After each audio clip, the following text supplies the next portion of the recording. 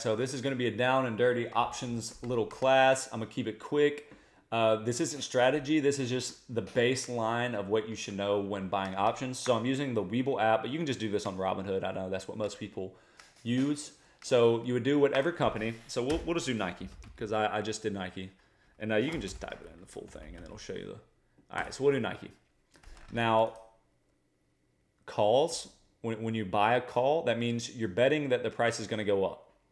When you buy a put, you're betting that the price is going to go down. So you think, oh, Nike's $78 right now. It should be $90 in the next year. I don't know. In the next month. Let's say in the next month you think it should be 90. So you would buy a call. If you think it should be 70, you would buy a put. Now, options have expiration dates, as you can see. The further out you buy an option, the more it's going to cost you. So let's say next week we think it's going to go up and we think it's going to be $90 next week. So if you buy an option at $80, or sorry.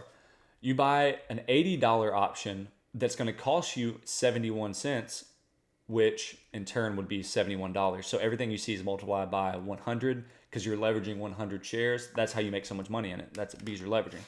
But let's say it's going to cost you $71 to buy an $80 strike price. So this is Nike's price right here. This is what this equals.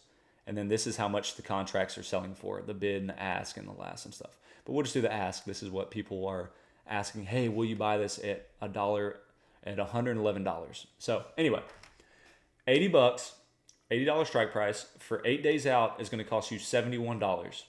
But you think it's going to go to 90, right? Now, what if I wanted to buy it for January? That's 50 days out. We'll go down to $80. Now it's going to cost you $4.25, which is going to be $425, right? With the more time you have, the less risky it is.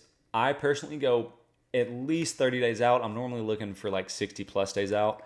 It will cost you more money, as you can see. Like that one was for something. What if we went for next year, December of 2025? That same $80 call is going to cost you $1,000 now. You know what I mean? But you have time to be wrong and you have time to be right. Another quick thing. So let's say you buy it for 29 days out. You think it's going to go to $90. You buy this $80 call, right? It's going to cost you $325. The reason why options are so risky is because there's two ways to lose. Time kills you in options. Time is your worst enemy. That is what kills most every single option play you're going to have. If Nike, it's 78.50, right? If this thing just bounces up and down $1 for the next month until this expiration, you lose. Obviously, if Nike goes down, you lose because you're betting it's going up. So you lose if it goes sideways. You lose if it goes down. The same thing if you were to buy a put. Remember, the put says, I think Nike should be $70. So we buy a put, right? We think it's going down. If Nike goes between 78 and 80 for the next month, you lose. If Nike goes up, you lose. That's why you have to really, really feel a strong way about whatever you're going to do. So if you say, we'll do Pfizer, because I am owning Pfizer, so I think it's going up. Let's say we think it's going to go up, right? This gives me 50 days, which I actually own some of these, I'm pretty sure. Or maybe these ones, I don't know. But I own some of these.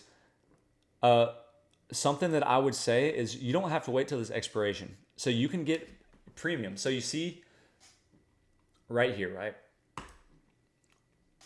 8 days away and you're right here so you're right above the actual price of the stock. The strike price is right here around it, right? And you see how cheap it is.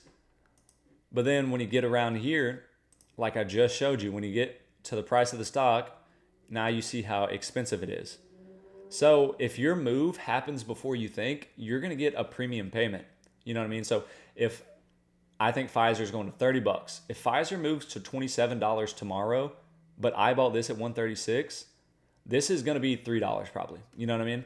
And I can just sell out at $3. You don't have to wait for this expiration because that's when things get a little risky. But also, if you wait to the expiration, maybe you're right and you get rewarded even more.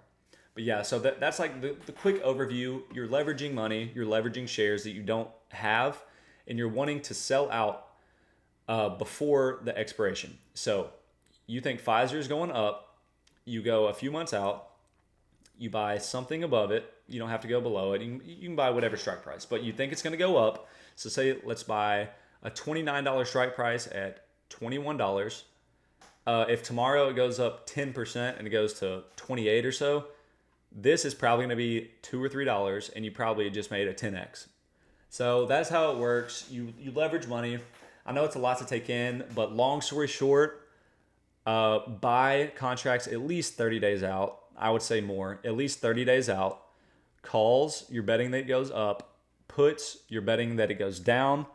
And when you get in profit, just be sure to adjust. These things can move fast. So say you buy something for $100 and then tomorrow it shoots up to $200.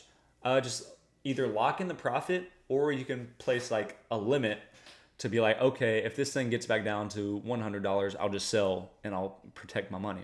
That's something you can do, but that's a different strategy. But yeah, calls up, puts down, keep it outside of 30 days at least.